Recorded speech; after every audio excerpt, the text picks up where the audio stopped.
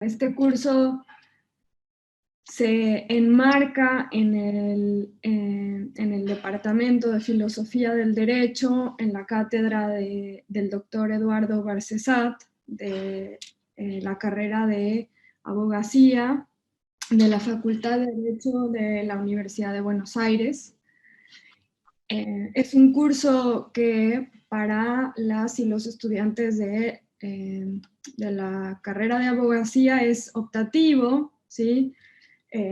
Se cursa como parte de los puntos que se hacen en esa etapa final de la carrera de abogacía, pero es un curso que quienes lo pensamos y lo soñamos y después lo llevamos a la práctica, desde un inicio buscamos que tuviera una relación y una conexión con la realidad más próxima de la temática que se está abordando en este curso, de la temática que se trata en este curso, porque, bueno, creemos que esto implica a la manera en la que se construye el conocimiento, ¿sí? Nosotros creemos que no se pueden pensar y discutir las leyes, la legislación laboral, sin que haya en esa discusión, sin que participen de esa discusión y de esa, incluso de esa teorización, ¿no? de eso, quienes están en el día a día de los debates, de los debates en los espacios laborales, de los debates en los espacios sindicales, ¿no? Que es donde se disputa precisamente el sentido, el contenido de las normas, ¿no? O sea, algo que dejamos acá muy, bueno, que buscamos que se quede, claro, que quede, bueno, sentado, es que la norma, la ley, es el resultado de la correlación de fuerzas y de las disputas de los distintos grupos de la sociedad, ¿sí? Que la norma no es una cosa estática, no es tampoco una cosa que está escrita ahí inamovible, sino que es el resultado de procesos, ¿sí? de luchas, incluso de mucha sangre derramada, y que para poder dimensionar eso, es necesario hacer ese recorrido histórico, ¿no? Para entender por qué ahora tenemos las leyes laborales que tenemos, ¿sí? ¿Qué hubo antes? ¿Qué pasó antes de eso? ¿Qué existió? ¿Qué no? ¿Qué se derogó? ¿Y quiénes estuvieron, quiénes participaron en esos procesos para que hoy en día tengamos esas leyes o no tengamos otras, tengamos esos convenios colectivos, tengamos también esas ratificaciones de tratados internacionales y de organismos como la Organización Internacional del Trabajo, ¿no? ¿Quiénes fueron los actores que participaron en esta lucha?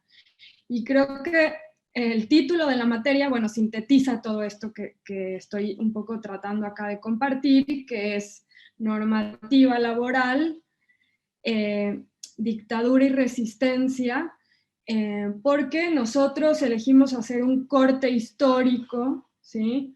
Un corte histórico para pensar cómo a partir de la dictadura, en concreto de 1976, se fue desarticulando, ¿sí? Intencionalmente, por supuesto, y eso lo vamos a ir viendo a lo largo del curso, se fue atacando la organización sindical, se fue restringiendo, se fueron restringiendo los derechos, se fue avanzando en las conquistas laborales que se hicieron en años anteriores, ¿sí?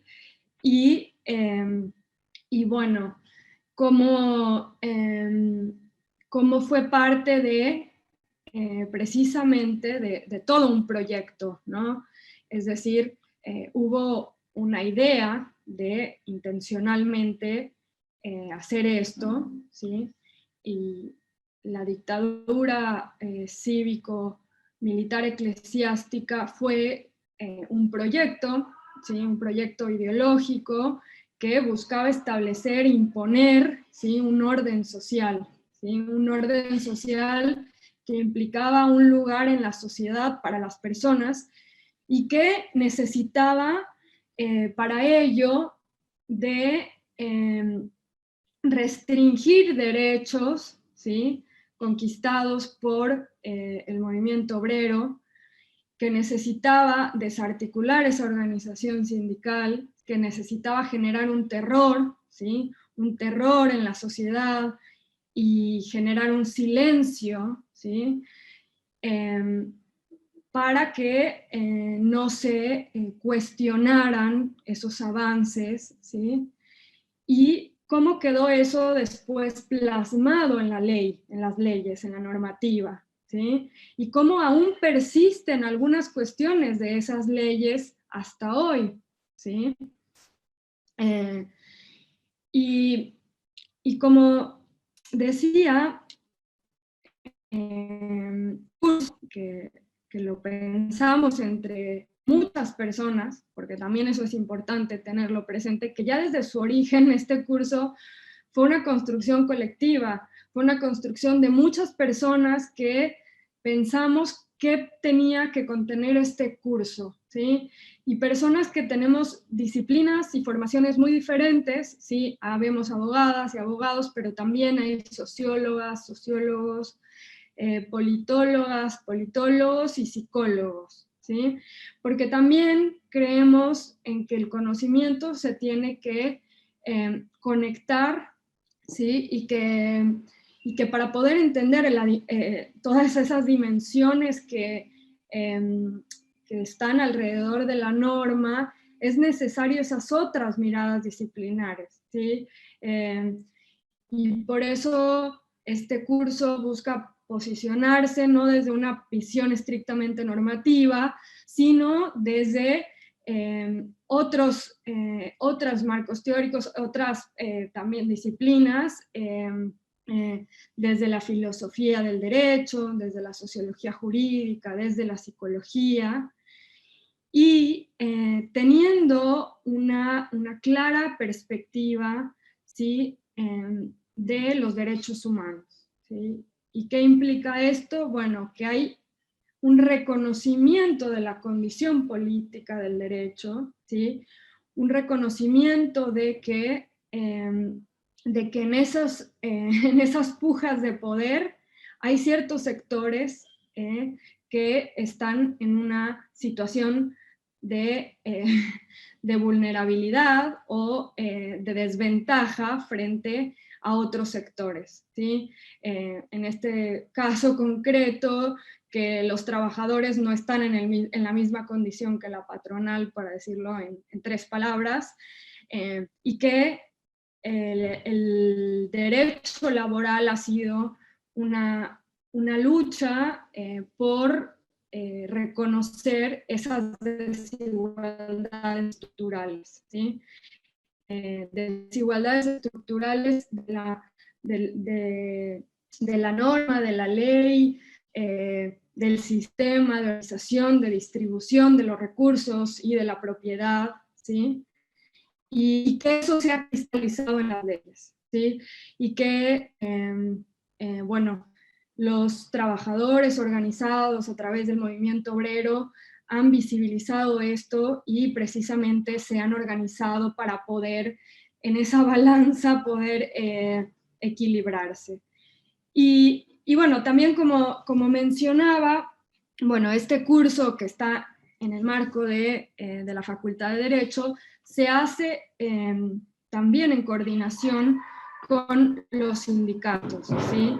Entonces, en este curso tenemos, bueno, el aval de la Facultad de Derecho, de nuestro titular, el doctor Eduardo Barcesat, y de su adjunta, que es la doctora Lorna Niña Sala Romero, que está acá el día de hoy, que nos acompaña, ¿sí? Y que, bueno, ahora le voy a ceder la palabra, pero también de las organizaciones sindicales, concretamente del sindicato de docentes universitarias y universitarios de la Universidad de Buenos Aires, FEDUBA, y de la federación a la que pertenece este sindicato, que es la CONADU. Y el día de hoy también nos acompaña el secretario general del sindicato, FEDUBA, Federico Mentero, y la secretaria de Derechos Humanos de la CONADU, de la Federación, que es Abelina Alonso, a quienes también les quiero ceder la palabra. Así que,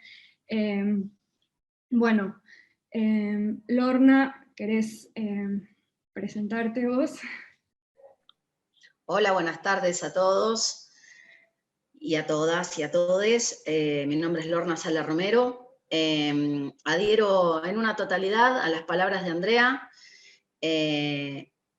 y una pequeña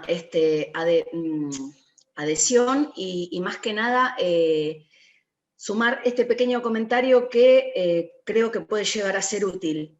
Ahí Andrea fue muy clara porque es interesante saber cuál es el sesgo de la materia que uno cursa, para dónde van los docentes, es decir, ¿no? ¿Qué es lo que el docente quiere dejar?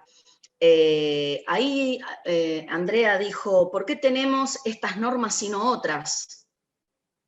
Claramente porque hay una definición por oposición en todo lo que es no solo la constitución del ser, sino lo que tiene que ver con la constitución de la normativa.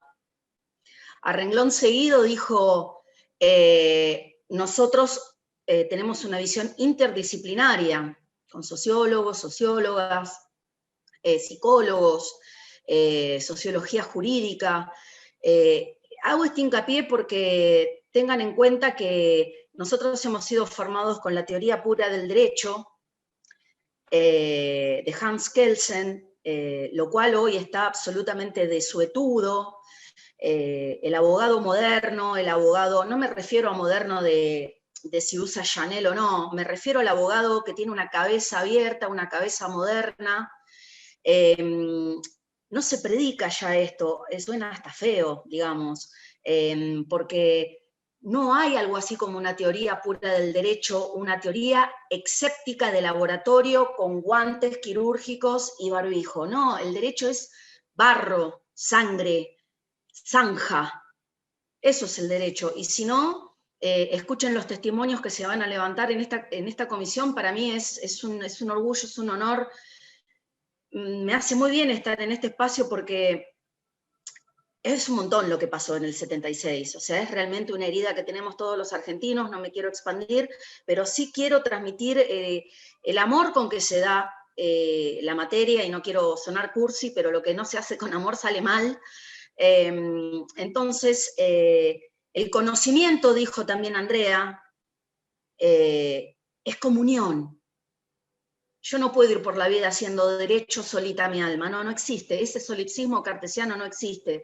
Entonces, les voy a pedir que en la medida que tengan deseos y asistan a las clases, realmente escuchen, no solo las clases a nivel teórico, que creo que son de lo mejor, sino los testimonios que se levantan, para que también ustedes lo charlen en sus casas, con sus novios, con sus novias, con sus hijos, con sus parejas, sus compañeros, porque esto se tiene que justamente divulgar. Si bien la visión de la cátedra es divulgación e interdepartamental junto con los sindicatos, no sé, Sara Santillán debe tener alguna amiga que ella le va a decir, mira, estoy cursando esta materia porque la concientización se hace entre todos. Es un placer para mí estar aquí hoy. Y bueno, no sé, Andrea, vos sos una gran moderadora junto a Anita, le darás la palabra a quien vos consideres pertinente. Un placer conocerlos. Bueno, gracias, Lorna. Sí, Bueno, yo de hecho creo que no me presenté, yo soy Andrea Cuellar Camarena, soy parte del equipo docente y estaré acompañando a lo largo de este curso, y también están acá como parte del equipo docente, que ya más adelante voy a ir diciendo quiénes son todas las personas que estamos en el equipo docente, pero hoy se conectaron Ana Adelardi, veo también a Naila Verón, eh, creo que son ellas dos quienes están acá conectadas, pero somos un equipo docente bastante amplio. Bueno, le cedo la palabra a Ave y a Federico.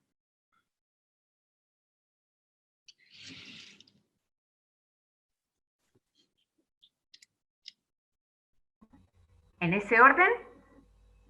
Sí. Y, bueno, eh, bueno, compañeras y compañeros trabajadores y estudiantes, trabajadores todos, me refiero a los compañeros y compañeras docentes. Yo también soy docente en la Universidad Nacional de Cuyo.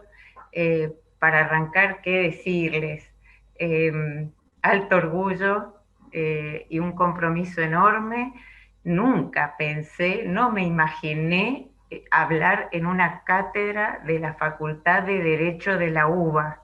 Estoy como así anonadada, nunca me imaginé que iba a llegar a este espacio. Ustedes saben que la UBA tiene un prestigio y que uno nunca se imagina llegar acá. ¿Cómo llegué hasta acá? Pero bueno, primero, eh, y sin ninguna, por favor, que se entienda bien, sin ninguna carga de formalidad, en primer lugar, el agradecimiento a la invitación. Y es un agradecimiento a la invitación a nivel personal como secretaria de Derechos Humanos de la CONADU y a la organización. A la organización, a la CONADU, a la Intersindical de Derechos Humanos, por permitirnos a los trabajadores y a las trabajadoras entrar a estos espacios, y hacer, permitir que hagamos una realidad efectiva, esto que los trabajadores y las trabajadoras cantamos, gritamos en las calles: Universidad de los Trabajadores. Y esto lo podemos hacer porque ustedes nos permiten que entremos a estos espacios, como decía Andrea recién, a construirlos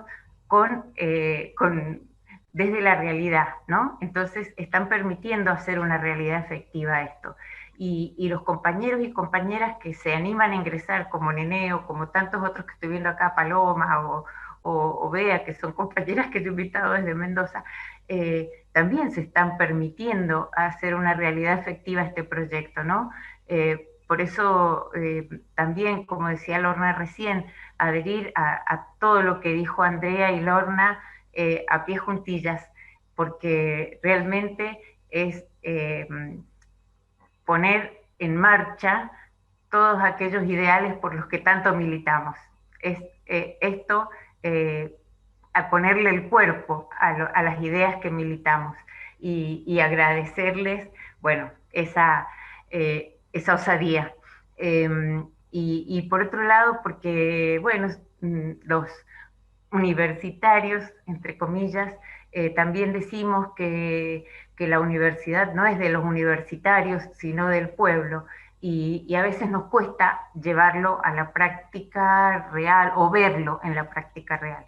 Y acá está más que expresado, compañeras y compañeros, entonces me parece también algo para agradecer y para resaltar. Y, y, y esto que tantas veces nos cuesta encontrar, esto de que no es solo del pueblo porque está abierto el ingreso o están abiertas las puertas para que ingresen jóvenes y de todos los sectores, sino para el conocimiento que se produce allí, que lo produzcamos entre todos. Y me parece que no había encontrado yo un lugar como este donde podamos producir conocimiento entre todos y todas las que nos atrevemos, como en mi caso, que no sé de dónde también me estoy animando a hablar en una cátedra de normativa del derecho. Bueno, no sé, pero poder producir un poco o aportar a lo que ustedes y entre todos podemos producir. Andrea me convocó con los compañeros y compañeras de la cátedra a comentar un poco sobre la experiencia de la formación de la Intersindical de Derechos Humanos. Y bueno, esto no puede ser si no es contextualizando el momento de aquella formación y sin hablar de los procesos de memoria, verdad y justicia que se habían incorporado como política de Estado a partir de un proyecto y de un gobierno que tomó esas banderas en sus manos y las hizo también realidad efectiva, ¿no? Las hizo política de Estado. Muchas veces se ha dicho, como el actual gobierno también, se dicen, se apropian de las políticas de derechos humanos. No se apropian, las hacen políticas de Estado. Las banderas de los derechos humanos no se las apropian, las hacen políticas de Estado, las hacen normativa, las convierten en norma. Y cuando decimos, yo encuentro acá la relación con normativa laboral, que es lo que se trata la materia, porque las convirtieron en normas, porque de hecho, en aquel momento, ahora está pasando en menor medida por las circunstancias actuales, significaron ampliación de derechos para los trabajadores y las trabajadoras, significaron también un fortalecimiento de la democracia, significaron también avances y consolidación de garantías jurídicas y constitucionales. No quiero equivocarme en palabras acá ante semejantes personalidades del derecho, pero por favor, si no, corríjanme, por favor. Y bueno, pero todo eso que estaba pasando, a todo eso que estaba pasando llegó el 10 de diciembre del 2015 y nos encontramos que no fue suficiente lo que habíamos militado para que ese proyecto continuara. Y lamentablemente, bueno, no habíamos sido capaces de sostener todo eso. Decilo, Ave, no tengas miedo. Decilo. No lo quiero nombrar. Y a poco andar, el 2016, comenzó lo que ya habíamos dicho en la campaña, ¿no? El proyecto político del FMI que había llegado por las urnas y fue y demostró inmediatamente que era enemigo de los trabajadores y las trabajadoras. A poco andar, y lo mostró a través de un ajuste económico salvaje, de la persecución ideológica, del monopolio informático, de la represión a la protesta de los trabajadores y las trabajadoras y de todos los sectores populares. Nosotros, como trabajadores y trabajadoras, ya habíamos pasado momentos como estos, no solo en la dictadura, los compañeros que lo habían pasado, y de ahí también, como dice Andrea, ya hay una experiencia, hay una memoria histórica en el movimiento obrero organizado, y ya se había dicho que sin represión y violación a los derechos humanos del pueblo, es el modelo que empezaba en el 2015, ese modelo económico no se iba a sostener. Y así fue que esa violación sistemática de los derechos humanos nos reunió a unos cuantos compañeros y compañeras, secretarias y secretarios de derechos humanos, en torno a una figura emblemática que es nuestro maestro, compañero enorme, Victorio Paulón, que nos decía y nos convocaba porque nos decía, compañeros, solo salimos en unidad y nuestro movimiento hoy está muy fragmentado, el movimiento obrero organizado. Nos decía, van unos por allá, los otros se han dividido y tenemos que estar más unidos que nunca. Y empezamos siendo unos 4 o 5 esa intersindical de derechos humanos, éramos un puñadito que nos reuníamos, pero la verdad que cada vez más convencidos de la unidad, y junto al movimiento de mujeres, el movimiento de la intersindical de derechos humanos, fuimos los primeros en lograr una unidad sumamente fuerte.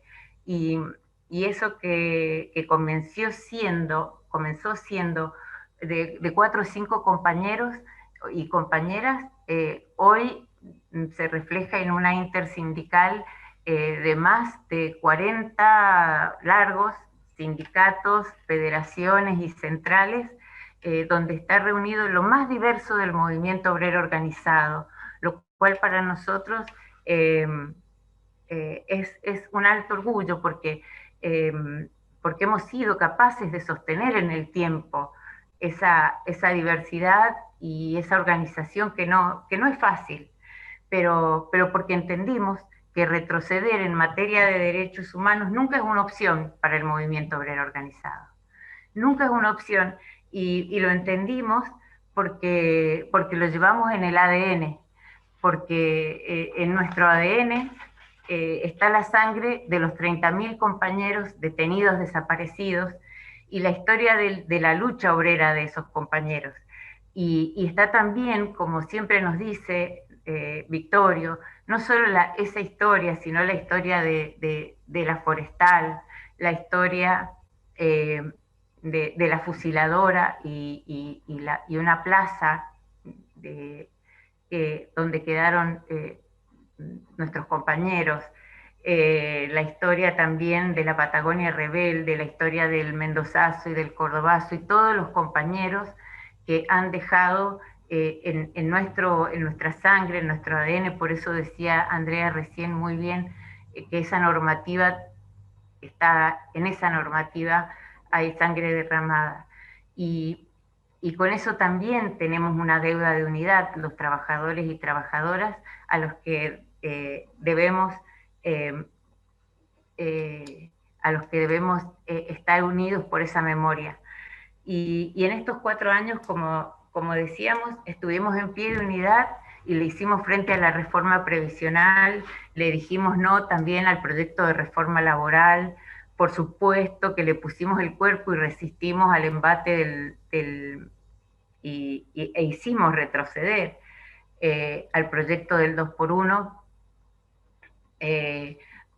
Bueno, qué decir contra todos las salvajadas de la ministra que se llevaron la vida de Santiago, de Rafita Nahuel y de cada pibe de los barrios sin dejar más que lágrimas de los familiares, ¿no? Y de los trabajadores que salíamos a pedir justicia, y las trabajadoras, y de las entrañas del pueblo trabajador que se llevaron a tantos pibes y pibas solamente por gatillo fácil y violencia institucional.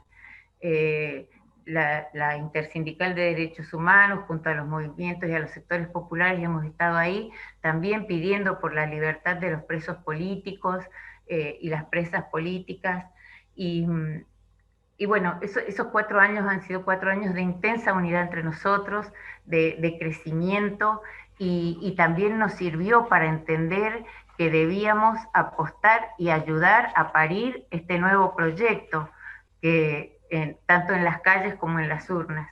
Este nuevo proyecto que nos llenó de esperanza frente al negacionismo, a la teoría de los 2 demonios, que era su mayor fuerza de ataque, y que junto a, por supuesto, ¿no? al terrorismo económico que ejercían, y bueno,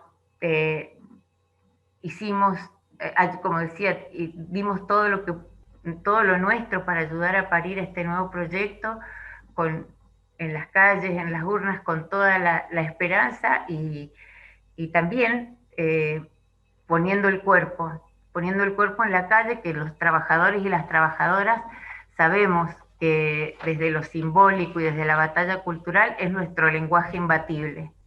Y desde ese lenguaje imbatible, como decía, estuvimos en las calles y llevamos, junto con todo el movimiento de los sectores populares y del movimiento nacional y popular, de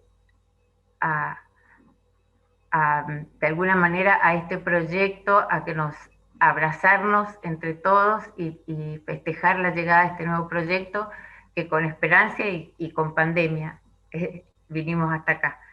Pero bueno, seguimos poniendo el cuerpo en acciones como esta. No podemos ponerlos quizás en otra forma, pero estamos en acciones como estas. Estamos en acciones como las que tenemos concertadas para el 24, que es plantar árboles. Estamos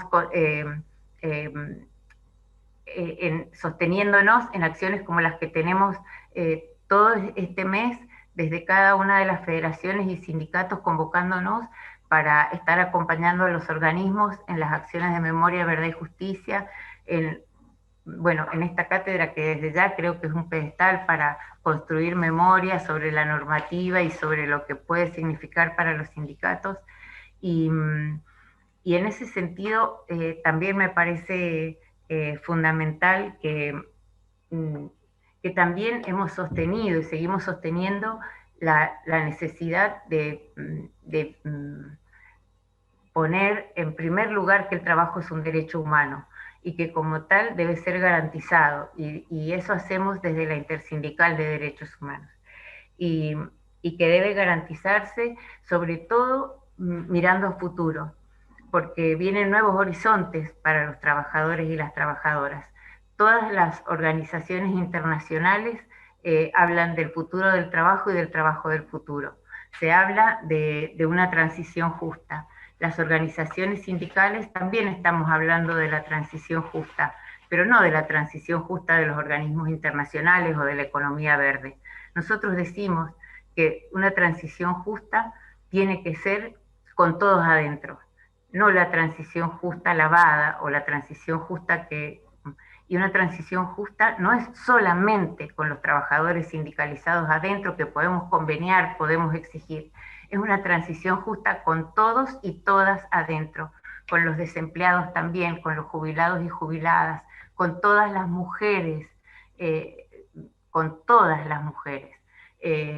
sean del sector que sean, con los migrantes y las migrantes, con los compañeros y compañeras campesinas. Nadie puede quedar afuera, no es solamente con los que tenemos salario y tenemos convenio. Y en ese sentido, porque sabemos que la clase trabajadora es mucho más que los que somos trabajadores y trabajadoras sindicalizados. Esa es una parte del movimiento obrero, pero el movimiento obrero tiene conciencia de clase para nosotros, y tenemos conciencia de clase para mirar al pasado, pero también esos compañeros nos enseñaron y luchaban por otro mundo, al futuro. Entonces nosotros también nos paramos ahí y aprendemos de ellos, queremos luchar por otro mundo a futuro. Y entonces sabemos que queremos otra manera de luchar y otra forma de luchar para tener otro mundo. Y una economía descarbonizada no solo es una economía descarbonizada con un oxígeno que se pueda respirar, sino un oxígeno que lo podamos respirar todos y todas, y que no quede excluido nadie. Y para eso creemos que es necesario estudiar normativas, las que ustedes acá también nos pueden ayudar a entender, pero también inventar normativas, poder crear normativas que nos ayuden también a eso.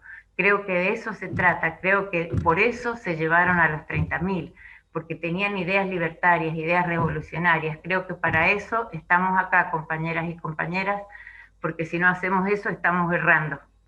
Gracias, compañeros. Muchas gracias. Muchísimas gracias, Abe, por tus palabras y por traer acá esos temas que también tenemos que pensar, ¿no? El tema del medio ambiente, el tema de nuestra participación como mujeres en las organizaciones sindicales y en el mundo del trabajo.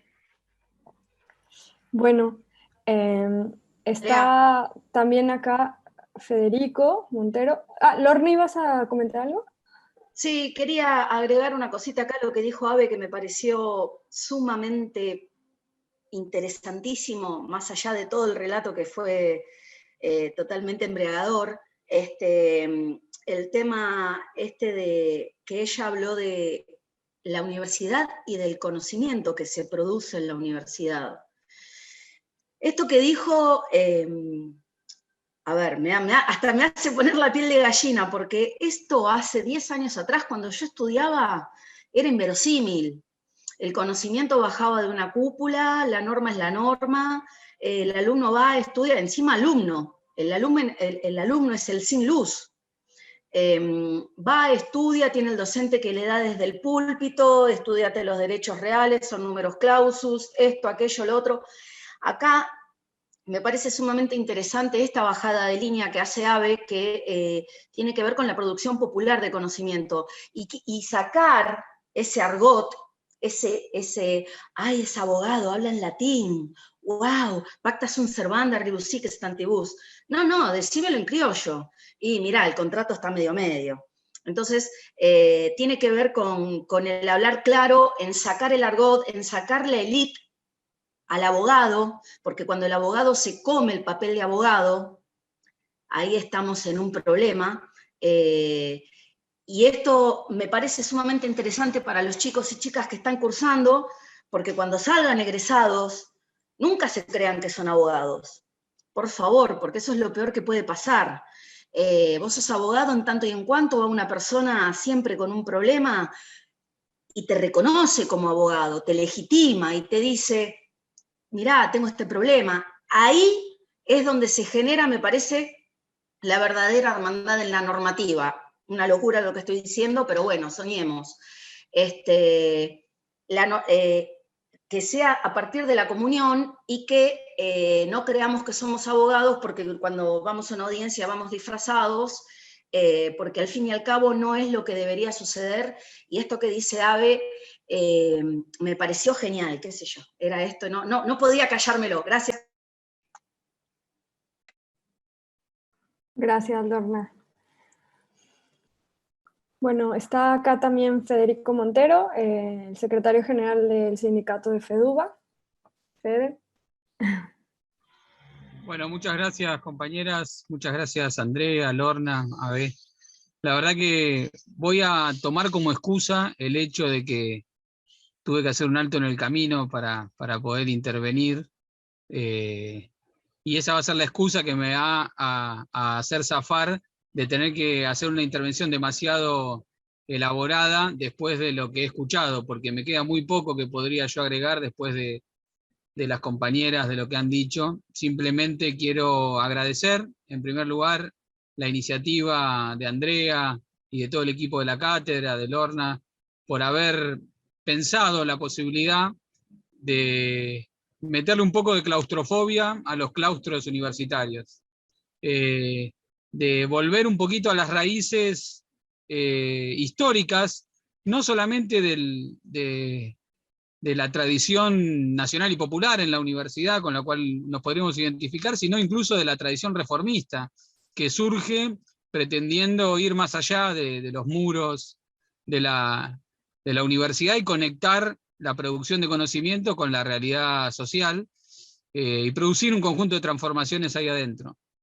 En el sistema universitario hoy pareciera ser que aquellas fuerzas políticas universitarias o aquellas casas de estudio que dicen identificarse con esa tradición reformista están muy lejos de lo que los propios reformistas planteaban en términos de cómo se concibe la formación, de cómo se articula con la realidad social y cómo se la interpela a partir de un criterio donde el conocimiento está validado no solamente por la construcción de un cúmulo y un corpus de carácter teórico, sino por cómo ese conocimiento, sobre todo en el marco de las disciplinas sociales, es interpelado por el marco de la propia realidad, como planteaba Lorna, en este caso la cuestión de un abordaje sociológico e interdisciplinario del fenómeno del derecho, que es sumamente pertinente, no solamente para abordar la cuestión de la dictadura, la normativa y la resistencia, que es el eje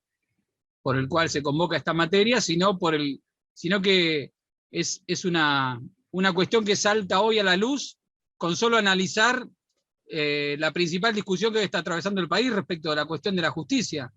No es un intelectual progresista ni del campo popular el que nos tiene que revelar que el derecho es una cuestión social, donde incide el poder, donde inciden las distintas formas del poder, sino que es el propio poder en sus prácticas, en la cuestión del derecho y jurídica, el que nos muestra en esa realidad que un estudio del derecho sumido simplemente a la cuestión del puro derecho deviene abstracto, pero por la propia realidad del poder, no del pensamiento crítico. Entonces el pensamiento crítico tiene que estar a la altura de esos desafíos que nos plantea hoy el poder en sus distintas maneras. Y creo que en ese sentido, por eso quería agradecer y saludar en un primer punto la iniciativa de esta materia, no solamente en lo que hace al trabajo del rescate, de la memoria, del abordaje, sino por esta dimensión absolutamente actual que tiene en cuanto a una mirada sociológica y atravesada por las relaciones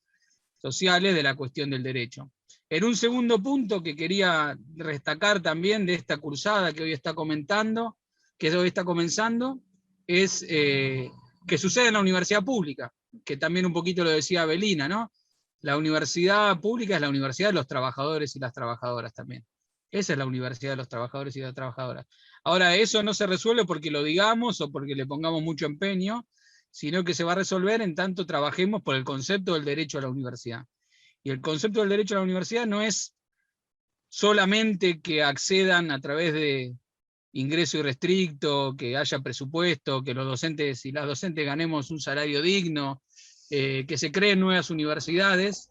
No es solamente ahí donde está el carácter público de la universidad, sino que el carácter público de la universidad va a estar garantizado en tanto el conocimiento que produzca y los profesionales que se formen ahí estén a la altura de lo que la sociedad necesita. Y en ese punto creo que poder haber enganchado, articulado y pensado esta propuesta con las características que mencionaba anteriormente, desde la universidad pública, no solo contribuye a que formar mejores abogados, sino contribuye a que la universidad pública cumpla la función que tiene que cumplir. Y en ese sentido también creo que es una iniciativa más que pertinente. Y la última cuestión que quería resaltar y destacar sobre esta hermosa experiencia que vienen llevando adelante ustedes, es la articulación con los sujetos del conocimiento. O sea, que estén presentes acá, que estemos presentes acá, compañeros y compañeras, que no solamente somos trabajadores y trabajadores en tanto tenemos que ir al mercado de trabajo para reproducir nuestras condiciones de existencia, sino que haya un reconocimiento de compañeros representantes de trabajadores y trabajadores, es decir, el reconocimiento de que pueden formar parte de un proceso de formación de conocimiento reconocido institucionalmente a través de la universidad pública, los compañeros y compañeras que son representantes de los trabajadores, es decir, validar la legitimidad política que tienen las organizaciones de los trabajadores y trabajadoras para intervenir también en el marco de la discusión de un plan de estudio, para discutir todo, ¿no? Como decimos ahora, queremos discutir todo. Y para discutir todo tenemos que estar todos, y sobre todo todos y todas, y sobre todo aquellos y aquellas que representan a la organización de los trabajadores. Porque la fuerza de los trabajadores está en su organización, en su capacidad de lucha, en su capacidad de resistencia, pero también en su capacidad de construir un programa que vaya más allá de lo inmediato y que se plantee, como decía Avelina, la construcción de un mundo diferente, de una sociedad más justa, igualitaria, y en ese sentido participar de las instancias de producción de conocimiento es estratégico también para los trabajadores y trabajadoras y sus organizaciones. Quería compartir simplemente este saludo, perdón lo precario de las condiciones, pero bueno, me encuentro a mitad de camino para ir a participar de justamente una reunión de compañeros de la Federación, de compañeros y compañeras. Agradecer nuevamente a Andrea por su trabajo incansable, por su voluntad de mantener este espacio, agradecer a las compañeros y compañeras de la Facultad de Derecho, y decirle una última cosa a quienes están cursando, que aprovechen esta oportunidad. Digamos, ¿no? Que ustedes no están acá por casualidad, y supongo que no es simplemente porque les convenían los horarios, sino que algo vieron del planteo de la materia, que los convocó, que los llamó, porque ya lo venían trabajando, por lo que sea. Aprovechen esta oportunidad en la universidad pública, y aprovechen la cursada formal, que tiene que ver con los contenidos, que tiene que ver con estudiar, con aprender, con todo lo que tiene que ver con la formalidad, pero que también y sobre todo aprovechen la cursada informal, que es la construcción de vínculos, la construcción de relaciones, armar un espacio de participación donde todos y todas sean solidarios, sean compañeros, romper el aislamiento que esta camarita, que este cuadradito por el cual nos estamos obligados a comunicar, nos impone, y construya una verdadera comunidad, construya un verdadero grupo de pertenencia. Eso es lo mejor de la experiencia de participar en la universidad pública también, no solo el currículum formal, sino el conjunto de relaciones que se construyen y que permiten abrir nuevos caminos. Así que les mando un fuerte abrazo y nuevamente agradecido por la posibilidad de intervenir en este espacio. Muchísimas gracias, Fede, por estar acá. Y también muchas gracias a Avelina, porque sé que los dos tenían responsabilidades personales y laborales importantes hoy, así que les agradezco mucho que se hayan dado un tiempo para estar acá y acompañarnos. Para nosotras es muy importante esta presentación, porque es lo que le da sentido a la materia, ¿no? Y al trabajo que estamos haciendo acá, le da esa dimensión política, ¿no? que nosotros queremos traer a esta facultad que muchas veces cierra los ojos ante eso.